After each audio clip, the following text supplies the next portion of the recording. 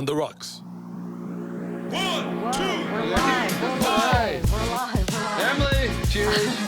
Good to meet you. You have Cheers. nothing in there, but I have nothing. Well, are these real ice cubes? yeah, they are. These are fancy. So put some water in it. Yeah. Okay, you know what I will. I know. I did watch the show and I said, oh, they're drinking on this show. They're real. That's why it's called On the Rocks. You know, just like. Yes, I put those together. Okay, and the fact that it's like it's straight up, no dilution, just like talk whatever you want to talk about. I like it. I was either like, it's about drinking on the rocks, or it's about bringing people on whose life is on the rocks. Well, that's too. Yeah, exactly. Could be anything. we're all on the rocks anyway.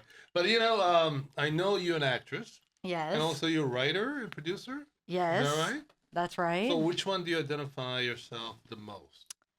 I think actress and then writer. Okay. Yeah. I used to do a lot of production work and Where are you from originally? South Carolina. Okay. And when did you come out here? I came out here in 2016. Okay. Yeah, moved to LA in 2016. During that time, so you were working over there in South Carolina? No, I was in college. Okay. Yes. A youngster, yeah. Yeah, but then I was in San Francisco for a little bit, so not that young. Okay. And then I moved here. Yeah. All right, so you were acting in San Francisco?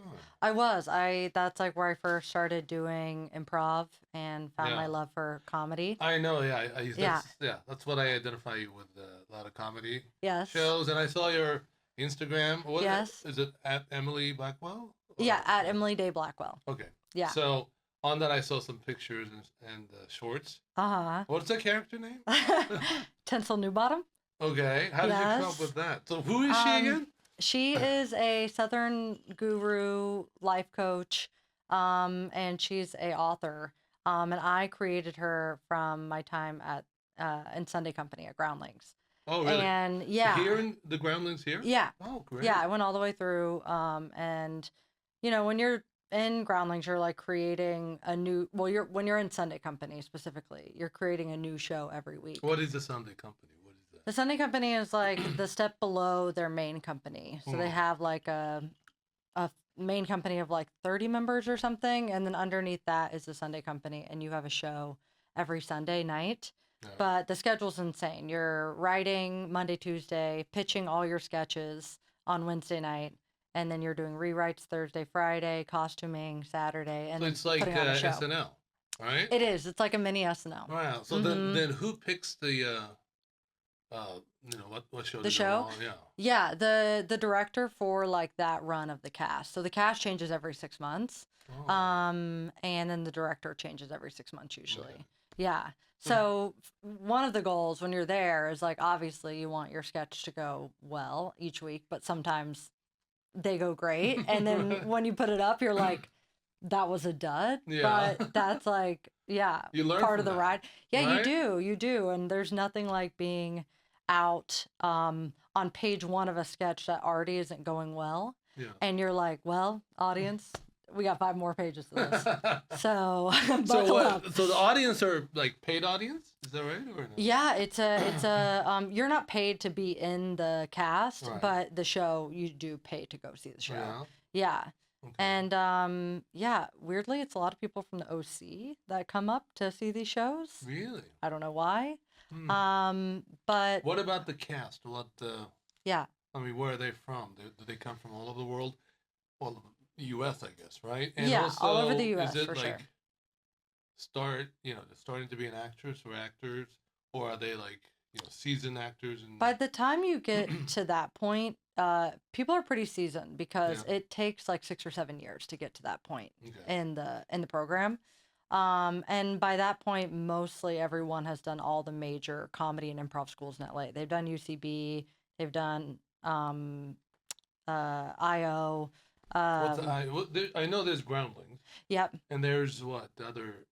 Yeah, so there's UCB, which is Amy Poehler was one of the members that started that. Right. And then IO is Improv Olympics. I think that started in Chicago. I've never taken classes from there, but like Second City. Yeah. famous in Chicago, right? Yes, yeah. So maybe I was New York actually, because you're right. Second city is Chicago. Yeah. Every city kind of has like UCB was very New York, Groundlings was very LA.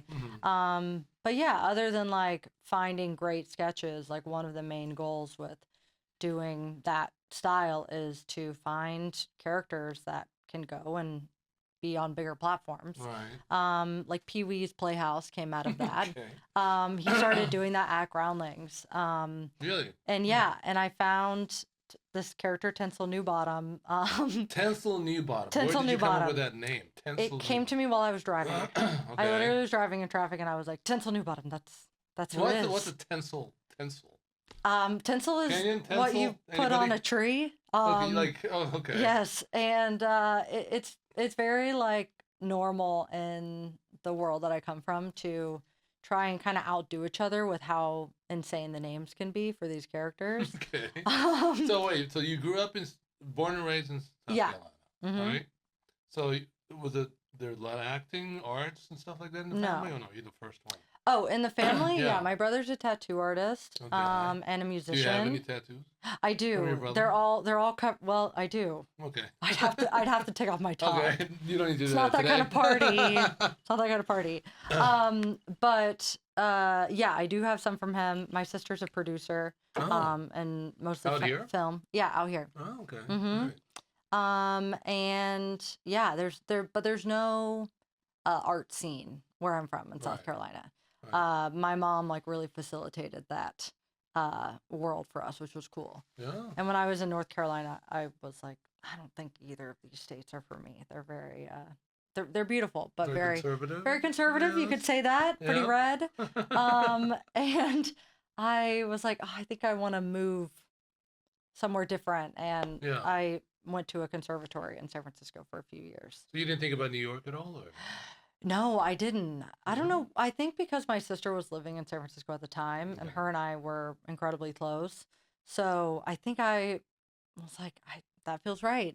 And then, you kind of do your time in San Francisco, and eventually you're like, I'm going to need to move to LA. Right. Yeah. So when you came out here in 2017, it was a different world, right? I mean, yeah. I remember I was thinking about this. Like yesterday, I had an audition that I had to tape. Okay. And 99.999% of auditions are all self-tape. Yeah. Right. And I remember in like 2017, 18, before COVID, we had to drive to the casting office. Yeah. For auditions. We have to prepare. Then you have a callback, and you go back there again. Yeah. So it's like, to a certain extent, it was a big hassle. Remember that? It was and during that time, I mean, when I first started, we didn't even have GPS, like where to go. We had to figure out through using like MapQuest. Map, Yeah. We did MapQuest. No, even before MapQuest. Right. So, and nowadays it's like. Yes, it is easy to take a self-tape. Yeah. But the toughest thing is to find somebody to read with.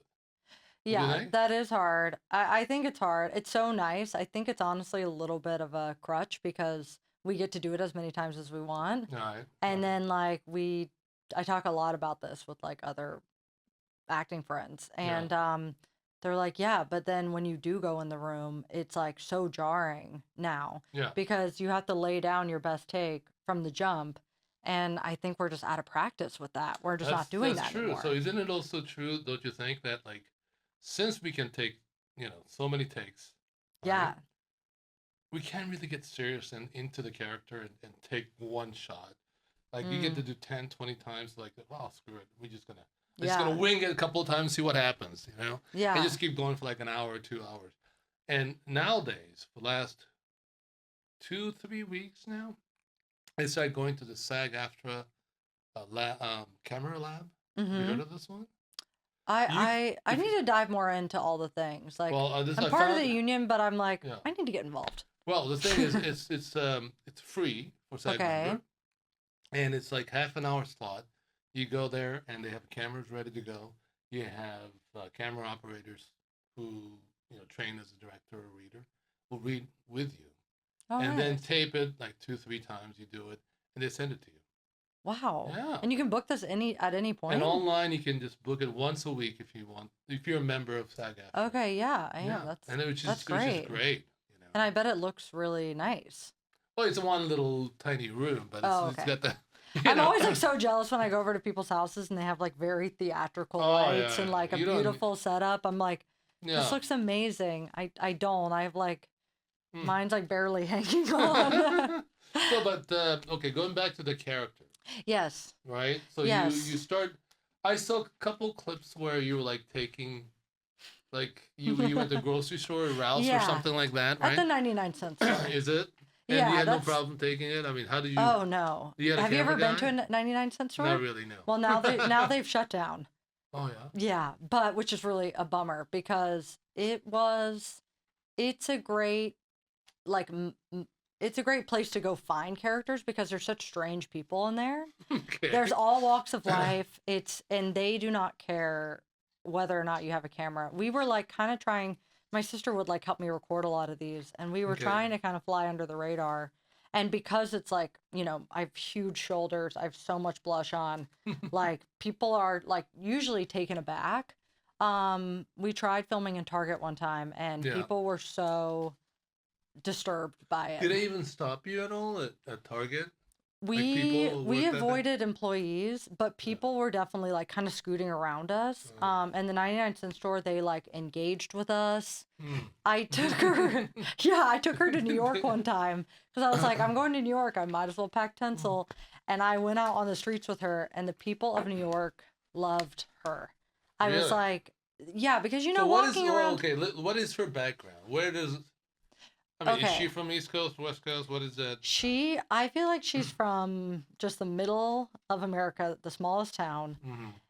She is like many different women combined that I grew up with because I grew up in a pretty Southern conservative place, as we talked about.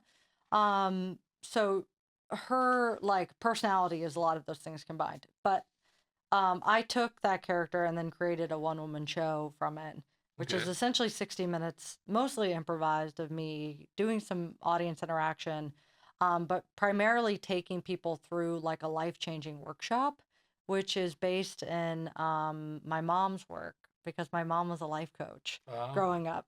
And she would travel to China and put on these huge seminars with hundreds of people. And they would have translators live. Really? Wow. Yes. And she did like teens, couples, individual workshops where these people would do these exercises. But it was like a 2-week workshop. Obviously, mine's consolidated and magnified for comedy. But it was kind of insane because the first time I did the show, I didn't really know what people were going to take away from it. Obviously, there was a lot of laughter, but people really walked away from it being like, no, I feel like I really like, we're transformed in a way through these exercises. And my mom has like seen the show and she's like, it's so interesting that it still has an effect on people. Yeah. And I was like, this is why I love comedy though, because it makes things that are hard to talk about digestible, and it makes scary things less scary. So is it your conscious choice to be in comedy, or did you end up there, or what do you think?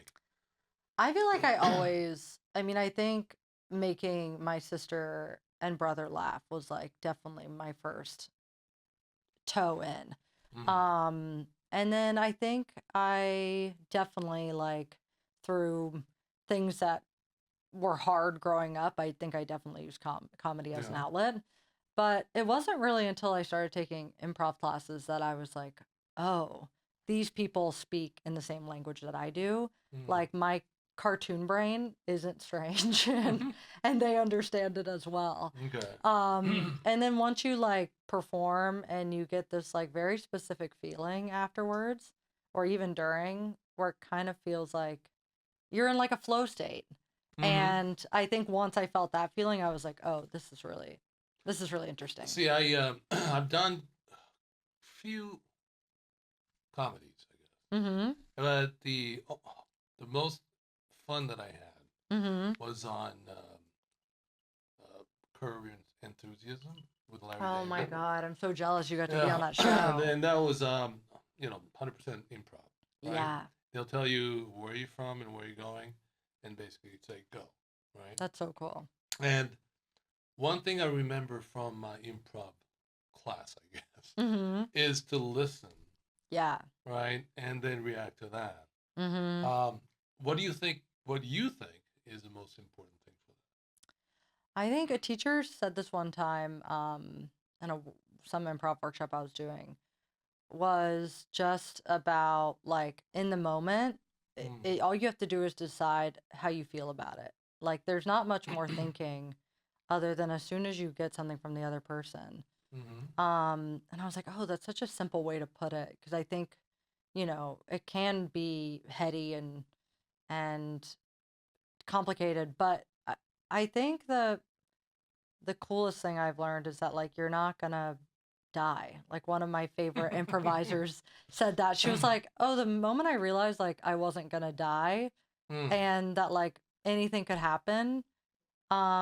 But yeah, because what I love about it is that it's said one time on stage and then you never there's no record of it. You're not Right. planning it. It just happens one time and Right. that back against the wall energy is like Right. really So fascinating. when I shot that one, there's one scene between Larry David and I, right? Yeah. And it's about this. I mean, I totally forgot about the scene where, like, one of the show fan stopped me in the middle of CVS pharmacy Mm-hmm. and started saying my line. I was like, Oh, whoa. and I like you said, I did that show, I did that scene, and I totally forgot about it Yeah. until the guy told me, and I was like, what are you saying to me, you know? And the guy was like, oh, your character, and so I go, oh yeah, I said that on my character. I have to go back and watch it. But That's awesome. yeah, but I mean, once you get the flow, I was Mhm. like trying to make him laugh, make Yeah. Larry David laugh, and he was trying to hold off, trying not to laugh, and that was the fun part of it, going back. And Yeah. forth, right? Yeah. I think it's great that you were in that headspace with it because I Mm. could imagine being on a show like that and being like, okay, we're not Mm. giving you a script. That's some people could be like, oh God, and just kind of like go inward versus like Right. you put your energy on him Right. and we're like, I'm gonna try and make you laugh. So it just like I think takes the pressure Well, off. I don't know whether I should say this, but the secret about what happened on that scene, that Uh-huh. show actually, and you guys don't know this, I was like week before that scene was shot, I went to the hospital and I had a biopsy to see if I have cancer or Oh not. my God. And like 20 minutes before I was gonna go on the set to do that scene, I get a phone call from the doc, and doc goes, "Well, we just got the biopsy, and I'm sorry to say you have cancer. Why don't you come in next week and we'll figure out what we're gonna do." No. Oh yeah. So I'm like, What? what the fuck? So I hang up. What did and you do? And I'm like sitting there in my trailer going, I gotta get out there, and I have to be funny. Whoa. But you know what? They're paying me to do the thing. That's crazy. I'm It a like prof- gave me chills. That's Yeah, wild. but the thing is, that kind of like relieved me of everything. It says, you know what? Do or die. I'm just gonna have fun. Yeah. I'm a professional. They're paying me to do this. So I better be able to deliver, right? So that Yeah. actually put me out there going, nothing to lose. Get out there and do it, Yeah. So I'm sure it gave you an insane perspective in the moment, Mhm. which probably gave you, Like, so much I freedom. don't give a shit. Yeah. Let's do it. Yeah. Nothing could be worse than the phone call I Yeah, just got, so let's exactly. go. The fact is, if it was a dramatic, scene or something, it would have been totally different, right? But I Right. had to be funny, But I didn't. Isn't it true that like when you're doing comedy, you don't try to be funny, right? Yeah, I don't think so. I think that the real like meat of what makes something funny is that it's just like the truth. Right. Yeah. And that like what are the things that make people tick and like the weird quirks? When I was like very heavy in that scene and like doing so many shows, I was like addicted to watching people. I like couldn't stop. Like my friends were like, Like at "Are the you airport with and me?" stuff? Just anywhere. I was Oh. like, "Oh, look at the weird way that guy walks. Mhm. I'll write that down." Mm. Yeah, because it's just like anything could be something. Um, and and then before you know it, you have 52 wigs. But is it? I mean, your IMDb. Looking at your IMDb, don't you also do like horror movies? I've done some horror, which I honestly feel like comedy to horror. I have a lot of thoughts on why there's so much horror comedy right now. Yeah. But I feel like comedy to horror, there's such commitment that's required of comedy, and so much of just being like I was just on set working with a lot of dramatic actors. Like I do drama too, but these people are like really primarily drama, and we were doing a multicam sitcom, and he was just so the Roomies, right? Yeah, Roomies. Yeah, I want to talk about that later. Yeah, and there was a lot of emphasis on like motivation for lines, and I was like, and they were like, "What do you?" I feel like your character, because I play a very like kind of zany Phoebe-esque character, and I was like, I don't know. Sometimes you don't have a motivation. You just have to say it and commit to it, and then sometimes say it twice as fast, and it'll be funny. And not that I don't love like building character and character work and all that stuff, but in terms of horror, I think the same commitment is required because, yeah, you're building such an imagination around you to be able to do that. Which one do you like better? Comedy or horror? Yeah. I mean, definitely comedy. I don't watch a ton of horror. I'm actually writing a comedy horror right now, so I've had to go back and watch a lot of like the old like Friday the 13th movies and just throw myself in more. I did watch Barbarian, love that. Barbarian? Yeah, have you seen it? No. Is that an old movie? No, it came out in the last few years, and it's incredible. It's a horror movie. It's a horror movie, 100%. But yeah, I definitely lean more towards comedy than horror. Okay. Yeah. So you're in the Groundlings, and now you just... Well, I finished at the Groundlings. Right. Yeah. A while ago. No? Recently? A little while ago. Yeah. Okay. Yeah. And what are you doing now? Well, so you're writing your own project. Yeah, I'm writing a feature. We're in development for it. Yeah. I can't say a ton about it, but it is a horror comedy. Okay. Yeah, I've just been doing my one-woman show at Tinsel New Bottom, as you know. So where is it at? Where is the show at? I've done it all around LA. I did it for... How can people see it? How can they find it? Well, I would say follow me, so then you can see when the next show is. Follow you on Instagram? On Instagram. Okay. You can also follow me on TikTok. Okay. Yeah. This is the world we're in now. I know. So it's funny because, I was on. So I haven't been doing any social network for the longest time since I had a problem with this Facebook. Like this fan came from San Diego. Oh. And it showed up in my house and stuff. What? Yeah. Oh my God. So it was a long time ago. So I stopped doing it, and then I started again, and then during COVID, my Facebook got canceled. In the middle of it. It got canceled? It got like blocked or like stopped or whatever. Because God. I was posting all this traveling back and forth between Asia and here. And I think that, and also the fact that like I was like, oh, I heard about this thing going on in China. It was like in January of 2020, and like I put all these things up. And I think it was somebody just like Well, thank God they blocked you so that we couldn't get some awareness out about that. Exactly. We couldn't get a heads up on that. Yeah. Jesus. So then recently I started on Instagram again. Once we started. I'm sure for this you have to. Yeah. So. Yeah. But right before that, I shot a show called All's Fair with Kim Kardashian, Glenn Close, Niecy Nash, Naomi Watts. Cool. I mean, I'm like I have this little tiny part, right? Like, yeah. It could be like featured extra, but I was wondering, why is Kim Kardashian #1 on the list of call sheet, above Glenn Close and above Naomi Watts and all those people, right?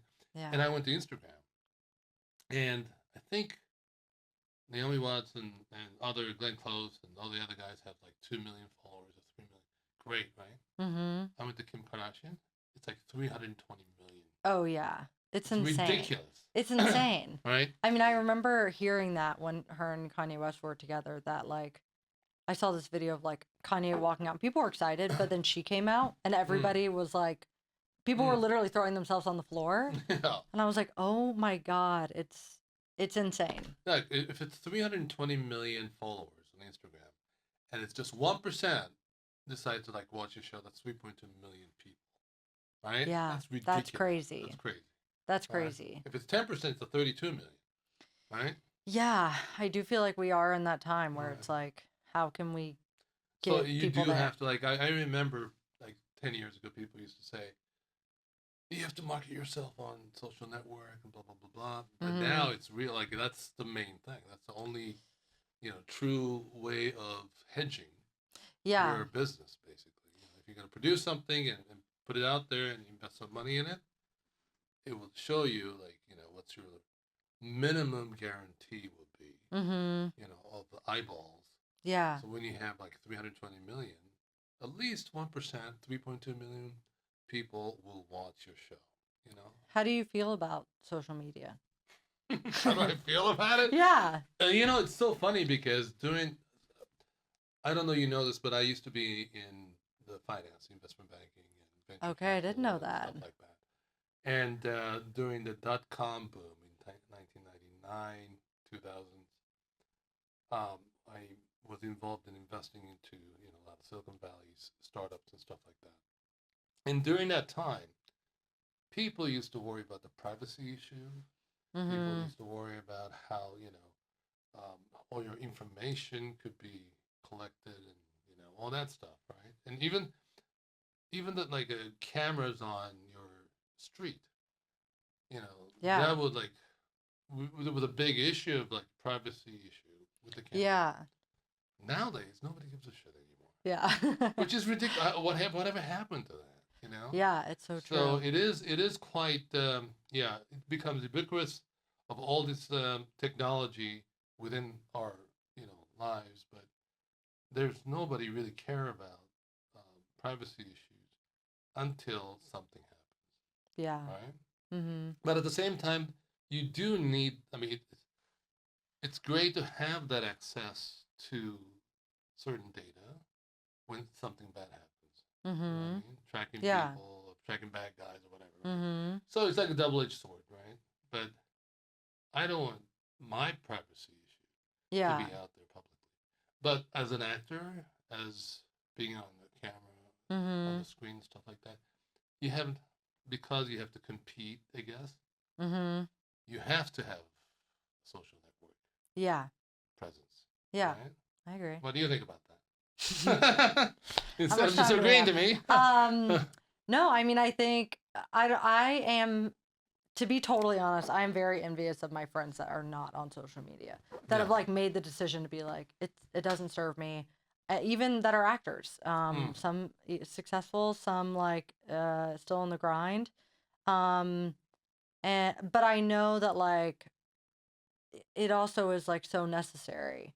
I think if you can keep it fun for yourself in terms of like putting things out there, then I think that's like the sweet spot. At least for me.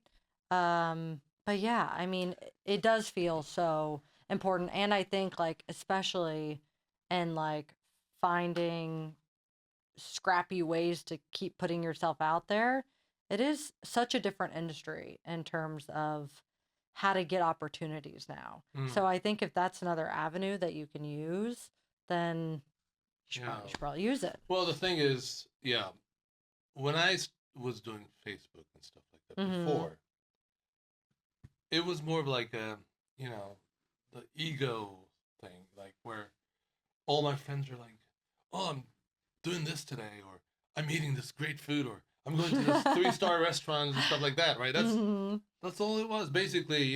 Just look what I'm doing, type of thing, right? And for us as an actress or actor, we don't put up our like daily thing, like Yeah. I went to this restaurant and had a great sushi. We don't put that out there. So it has to be related to what we do as a business, as a work, right? Yeah. So that's a little different, right? I mean, yeah, I felt like when I was doing it, what I was doing before was like massaging my ego, showing off of what I can do, where I can go, what I can eat. Right? Well, now people are making tons of money saying what they eat in a day. So That's ridiculous. Who's gonna watch that? I mean, I don't know. I feel like people do. I feel like there's like a weird comfort in watching it. Mm.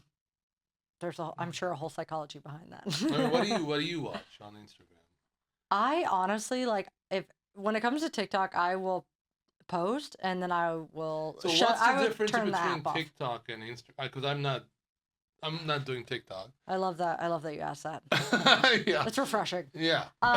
Because like now X, I like I said, I started Instagram recently. Right? Yeah. And on that, there is like another thread thing that. Yeah, Threads. Threads. Mm-hmm. Okay. And that's like X, right? I think so. I don't know what that. I think Threads is an offshoot of Instagram. Right. I feel like X what's the is its difference? own thing. Huh? I think Threads is Instagram trying to do Twitter. Right. And then X is now Twitter. Or yeah. Yep. And then TikTok is its own thing. But so isn't TikTok more like Instagram or no? Essentially, if you go under Reels on Instagram, that's the same interface that TikTok is. So like when you go on TikTok, it's just like videos blasting off on you, and then you're just like scrolling through video. So that same thing is also YouTube Shorts, right? Yeah, except I think it's like much faster. Like you get views on TikTok, which is great because that's what you see on people's profile. But that could be somebody watching the video for 3 seconds because people's attention span is so small now that it's like, I mean, I think that's why we're seeing like people be like attracted to smaller format things like verticals and all of verticals. Those. Do you watch that too? You do. I don't. Oh my God. I don't. Let the record. I don't watch. Okay. I don't watch verticals. I have no judgment around them. But my friend recently showed me one, and I was like, this is like interactive porn. Is it? Yes. There's like a drop. Not all verticals, but there is like a whole world of them where like it's this like a lot of fantasy stuff. And a lot of like weird like it's like a soap, right? Very soapy. Sure, yeah. Very soapy, like high drama. Soapy, that's melodramatic acting. Okay. And I know people that are like busy with these things. And I do think like Disney's starting to get into verticals. Like it is like where I think we are headed, which is kind of wild. But I watched one and it was a drop down menu of like, should she slap him? Should she Really? I don't know if I can say this. Should she have sex with him? You can edit this out. Should she do this? Jesus.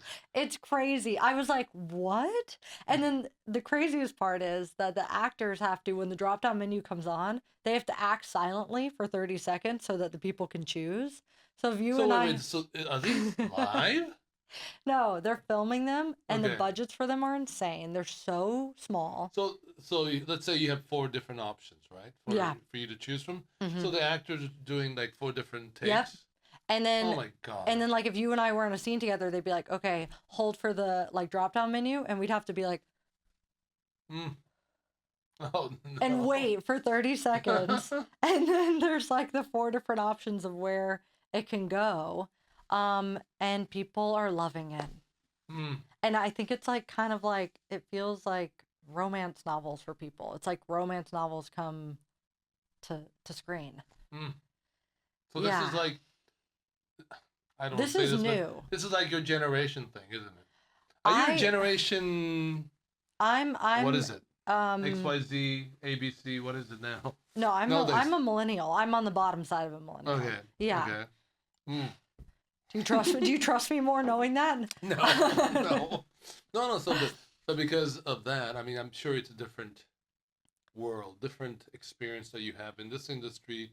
Starting out, I it's been 30 some odd years for me, so it was totally different when I first started. I had a lot of different challenges that you're facing.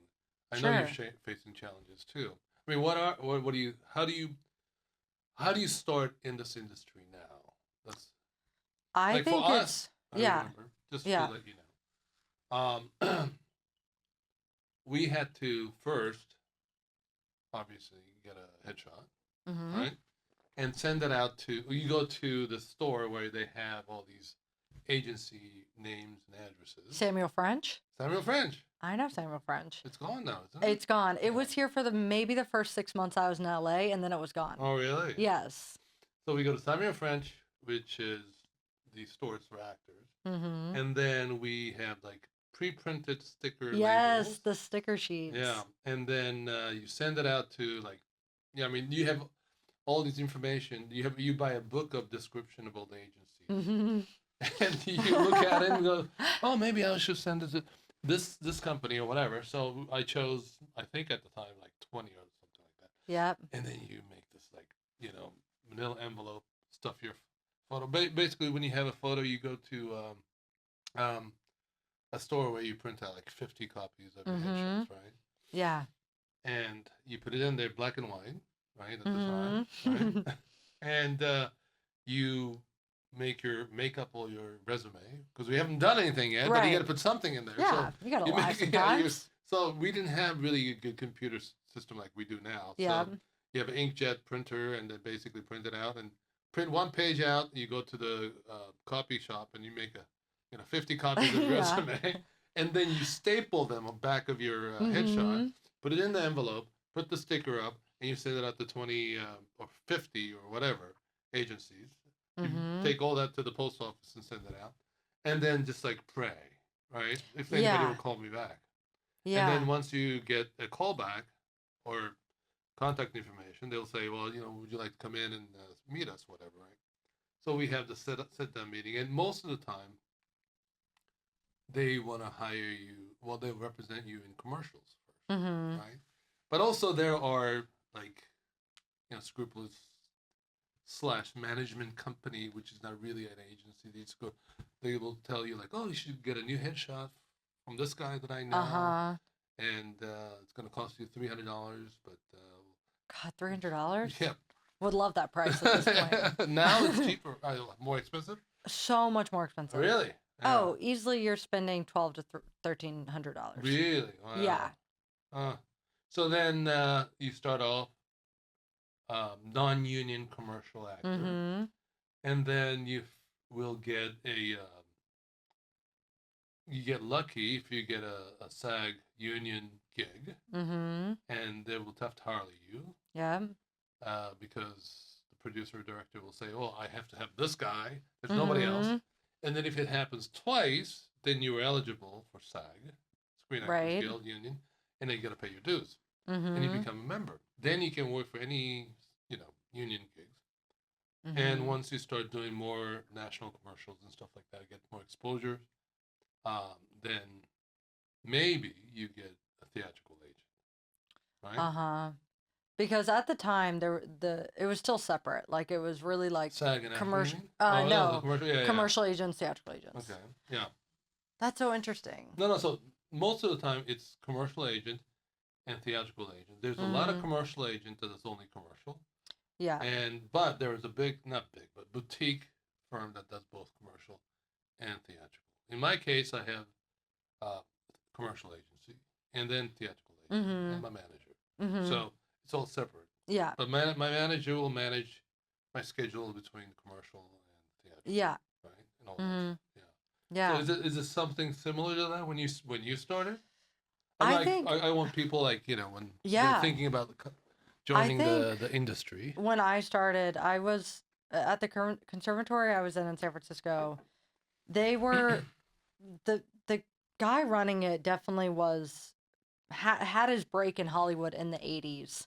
And so a lot of that I think still funneled into like what is the current process. So there was a lot of conversation around like you have to get your SAG card. You have to get your SAG card. And so how did you start yourself? You came out here to LA? Yeah, I came out here. I also first got a commercial agent, but I jumped into groundlings like pretty quickly. But did you send out like the headshots like I did? Or yes, I actually went to Samuel French. I got the sticker sheet and I got the manila envelopes and I was like, this can't be the way that people are still doing this. Like this is like the dinosaur process of like doing this. And I think I did that one time, and then it led to nothing because they probably received it and were like, what is this hefty package? But no, I think I went through some weird agents, like, just some people that when you're first starting out are like, yeah, I'll take you. That were just sent me out on some crazy jobs. Like what? Like I got sent out on this play that it was for a touring play where we were all going to be dressed as dogs. Okay. Yes. All right. And I was like, wait, I got there and I was like, wait, what? We're dogs? And they were like, yes, everyone's going to be dressed in costumes. I guess it was like a kid's play. I did the audition and was like... You did the audition? I did because... Did you know what kind of dog you were going to be? I was a standard poodle. Okay, good. So at least status. Okay. But I also went on this crazy audition where I got there and they were like, hey, so we just want to make sure you do know that if you book this, you will be at sea for anywhere from 3 months to 6 months. And I was like, I'm sorry, what? At the sea? I mean, on a cruise ship. Yeah, okay. On a cruise ship, they're like, it's the cruise show. And I was like, okay. They're like, so you're auditioning for like essentially kind of like a sexy pirate character. And one disclaimer before you jump in, anytime you leave your room, you will be in like a windowless room. A what? Like a room without windows on the cruise ship because it's like the staff rooms. Anytime you leave the room, you do have to be in character. Oh. And I was like, wait, what? And they were like, you'll need to go to breakfast if you want to like sit by the pool. As a pirate? As a pirate, as a sexy pirate. Because they were like, it's fun for the guest to be able to interact with you. So did you go through it? Did you do I did do the audition. You did? I did, but I was like, I did do it knowing like there is no way I'm going to go live at sea for 6 months. As so a pirate. Obviously you didn't get it. I did, and thank you. I didn't get it. Right. Thank you for pointing that out. You weren't pirate enough, or you weren't sexy enough. Either. You know or what? Maybe both. I'm still scratching my head on what it was. Thank God I didn't get it. But yeah, and then I think I got like once I got like a legitimate commercial agent, then that like changed it a little bit, and then I think I also got. Oh, I got Taft-Hartley through a web series right before they did away with Taft-Hartley's because they don't have that anymore. Oh, really? Yeah, they got rid of it. How do we become? It's hard. It's very hard now. It's very tough. Because I remember when I first started, it was I got lucky to become a SAG member, and SAG and AFTRA was separate. Yeah. And AFTRA was much easier to get into, right? If you pay, I think you became an AFTRA. Great. Right? But now they became the same as SAG AFTRA. So people at SAG were not very happy that all the AFTRA member became SAG AFTRA member. Yeah. You know, so nowadays it's the one and the same. So how do we get union cards? Do you know? I think it's honestly, I mean, commercials is still a great way in, but it is tough because I think you were like in the golden age of commercials, like where people were making like people were making like 50. Like I talked to a guy the other day who was like, "Yeah, my dad made like 50 grand off a City National commercial," and I was like, "Isn't it true now? I mean, it's like when you do a national commercial, okay, and usually when you have a national commercial, three months run, right, and you get residuals." Yeah. So even though one day SAG minimum at the time, I don't know, maybe $1,000 or something like that a day. Every time it runs, you get a residual, and then first time, second time gets as it goes, as it runs, the residual becomes less and less. Yep. And after 3 months, if they want to run it again, it will go back up again and start from scratch. And from one show, you could make through residual anywhere from $20,000-$30,000 per run per 3 months. One cool. Yeah, that sounds great. That sounds nice. So like there were guys who just did commercials, you know, and do like 4 or 5 commercials and make like I don't know, $150,000, $200,000, $300,000 a year. Just doing that. People bought homes with commercials. a year. You know? Yeah. It's No. definitely, I mean, obviously, when you book a national commercial, it's still great now, but you're not making anywhere close to that No. amount of money. I mean, that's how I actually met Liz, was we shot a Progressive commercial together. Oh, is that right? Yes. Wow. And we, you kind of walk away from it and you're like, hopefully it runs like Right. for as long as it does. Um, No, I but- remember. Yeah, so it's like a crapshoot, right? yeah. So you go on auditions, you schlep yourself in old days, you go Mhm. there, and then hopefully you get a call back. You get a call back, you go there, and then Mhm. hopefully you get picked. You get picked. And then you go on the shoot for 1 day or 2 days, whatever. And then hopefully they will run that. Mhm. Because I remember I booked like national commercial. I think it was a Ford Aviator. It's called, Mhm. right? And they have a bigger truck called Ford, not something else. I wish I knew. I wish too. And what happened was on the scene on the commercial, I'm one of the engineer or designer of the Ford Great. Aviator. So we have this big truck, and another guy's there, and we're like trying to figure out what to do. And we leave that night, and that Mhm. night, the cleaning lady comes, and they have this vacuum cleaner, right, with this like the wire attached to it, or Mhm. the plug attached to it, and that goes over the model that I've been working on, and she pulls that cord and cuts the back in half. And I come back and I go, oh, we should make it shorter. That's what you truck. needed. You need somebody to come cut the truck in Yeah. half. So, and then I go, oh, great Aviator. So it's a basically national commercial for new Aviator by Ford or whatever, right? Or Chrysler or whoever it was. And it was a great, Yeah. I guess, great idea or whatever. But I guess the company, at the end of the day, didn't think it was a good idea to think like, oh yeah, somebody cleaning lady just came up with it, or so it didn't Okay. run, So Yeah, even that's brutal. and that was it. So That's I mean, brutal. that's like one example. I mean, there's so many Yeah. like civil Yeah. shows that I've done, or like commercials that I've done that never ran. Oh yeah, I mean, I think it's the same for theatrical. The last thing I booked, it was like 2 to 3 episodes. We shot for like 2 days. Mm. Ended up being like a montage. Ended up being, and I was like, brutal. And yeah, I mean, I've also been on commercials where literally the client walks over and they're like, we're just not liking this. Really? Like we're gonna, not to like me, but to the director, and they're like, we're gonna have to change everything. And then something totally different, and you're just like, I hope you still see a sliver of my face, and they have to pay me. Yeah. So exactly what you said. Yeah. Even if you shoot it, they might cut you, and you never get any residual or anything, right? Yeah.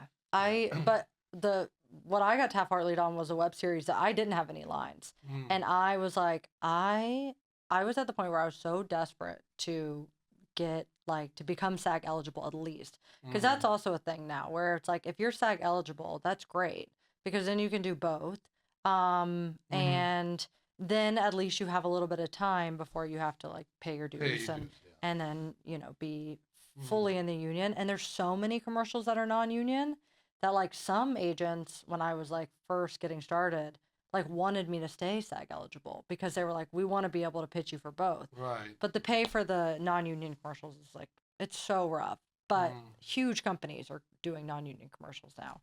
Oh, really? Yeah, like Walmart, McDonald's. Really? Yes, because it's cheaper for them. They don't care. They're like, I mean, they don't have to do union, huh? They don't have to do it, and it's cheaper for them. And I was on hold for this commercial, and the whole thing got canceled. And the reason was I saw the guy running the room the next time I was in, and he was like, yeah, they wanted to just hire TikTok influencers. So the whole thing was scrapped. And I was like, man, that's rough. Yeah. That goes back to the social network thing. Presence, yeah, exactly. But for this web series, I was just like, I'm getting a line in there. And they might tell me to stop doing that, but I don't care. Yeah. So I stepped out and I was like, it's over here or something.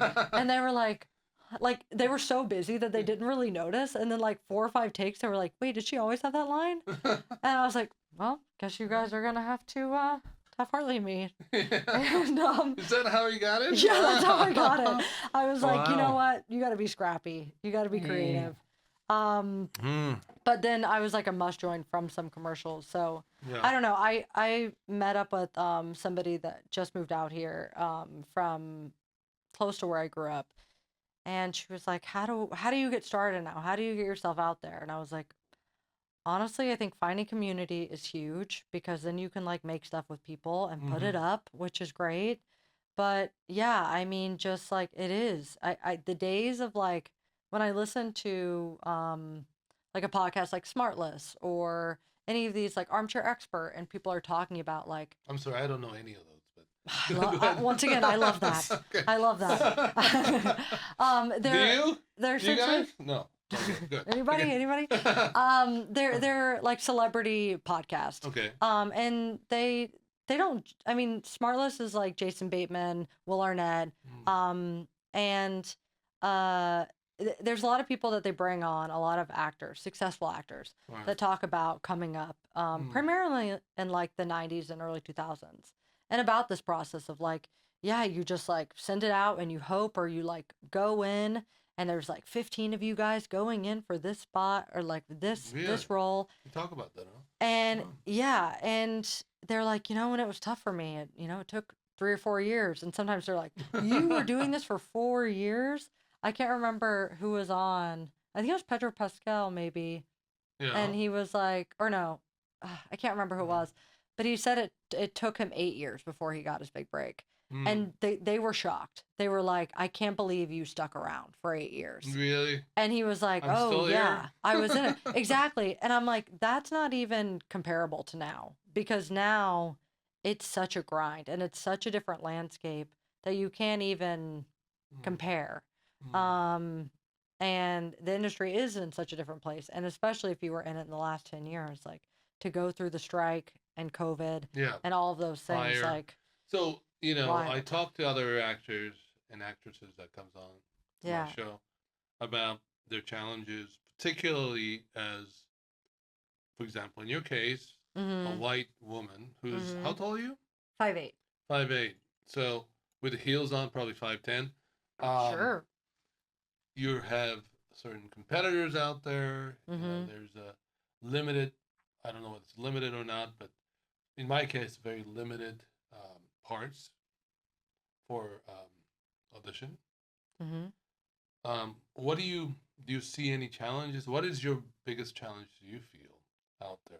And do you go out only for, do you prefer only going out for comedies or? No, I mean, I just had a director stop by the Roomies set, and he called me in for the it's a network show. It's comedy, but it's also drama. But like this scene, he asked me to audition for 2 roles, and I looked at it and I was like, whoa, this could not be more dramatic. And he was like, in my point of view, if you can do comedy, you can do anything. And I love dramatic work as well. I think because of my resume, I think I get called in more for comedy Really? stuff. Well, let's talk about this the show, The Roomies you did. You just Yeah. did, right? What is that about? It's a indie multicam sitcom. I always Indeed? say What was it? it's like an indie. Indie. Okay, Yeah, indie. indie. Okay. I feel like we're in like the boom of indie right now in terms of just like everybody's kind of tired of waiting and they're just making their own stuff. Right. So this was a pilot that I shot.